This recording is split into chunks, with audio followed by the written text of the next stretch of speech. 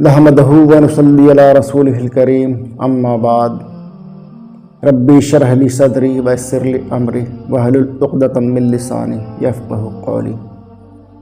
پیارے بھائیو، آج ہم لوگ کا موضوع ہے شرک۔ شرک کی جڑ شخصیت پرستی، اولیاء پرستی اور قبر پرستی ہے۔ اللہ کے رسول صلی اللہ علیہ وسلم نے جتنی شدت کے ساتھ شرک سے منع فرمایا، اس کے انجام سے ڈرایا، اتنی ہی شدت سے یہ قوم اللہ کے رسول کے فرمان کو اور قرآن مجید کی تعلیمات کو بالائے طاق رکھ کر قبر پرستی اور شرک میں مبتلا ہو گئی۔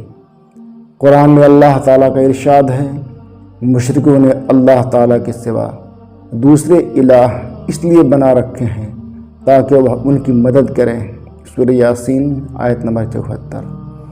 یہی وہ باطل عقیدہ ہے جس کے تحت مشرکین عرب بتوں کی شکل میں اپنے بزرگوں اور اولیاء کرام کو پکارتے اور ان سے مرادیں طلب کرتے تھے، اور اسی باطل عقیدے کے تحت ہم مسلمانوں میں بھی ایک گمراہ فرقہ مشرکین عرب کے نقش قدم پر چلتے ہوئے بزرگوں اور ولیوں سے حاجتیں اور مرادیں طلب کرنے لگا۔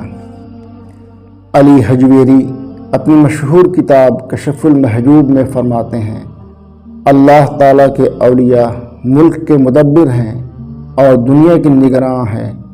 اللہ تعالیٰ نے خاص طور پر ان کو دنیا کا والی یعنی حاکم بنایا ہے، اور دنیا کا حل و عقد یعنی انتظام انہی کے ساتھ وابستہ کر دیا ہے، اور احکام عالم کو انہی کے ہمت کے ساتھ جوڑ دیا ہے۔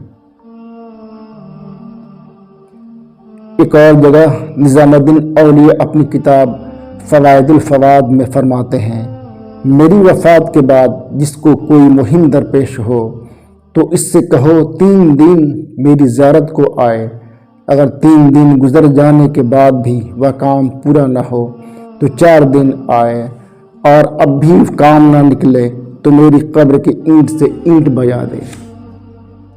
ایک دوسری جگہ احمد رضا خان بریلوی صاحب فرماتے ہیں، اولیاء کرام مردے کو زندہ کر سکتے ہیں، مادرزاد اندھے اور کوڑھی کو شفا دے سکتے ہیں، اور ساری زمین کو ایک قدم میں طے کر سکتے ہیں۔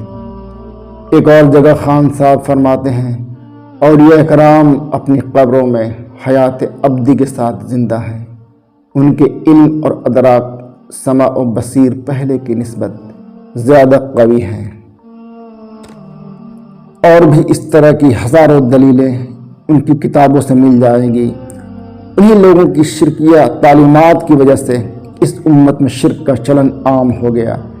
پیٹ پرست مولویوں نے اپنے بزرگوں کے نام سے جھوٹے قصے اور کہانیاں کرامات کے نام سے مشہور کر کے عوام کو گمراہ کیا، اور بدلے میں ان کے جیبوں پر ڈاکہ مارا۔ اولیاء کرام اور بزرگان دین کے بارے میں پائے جانے والے باطل عقیدے اور گمراہ کن عقیدے کا جائزہ ہم قرآن اور حدیث کی روشنی میں لیتے ہیں۔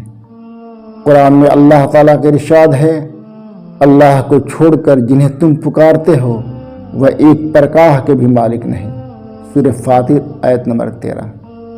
ایک اور جگہ اللہ تعالیٰ ارشاد فرماتا ہے، کہو پکار کر دیکھو انہیں جنہیں تم اللہ کے سوا اپنا معبود سمجھ بیٹھے ہو، وہ نہ آسمان میں ذرا برابر کسی چیز کے مالک ہیں، نہ زمین میں، وہ آسمان اور زمین کی ملکیت میں بھی شریک نہیں، نہ ہی ان میں سے کوئی اللہ تعالیٰ کا مددگار ہے۔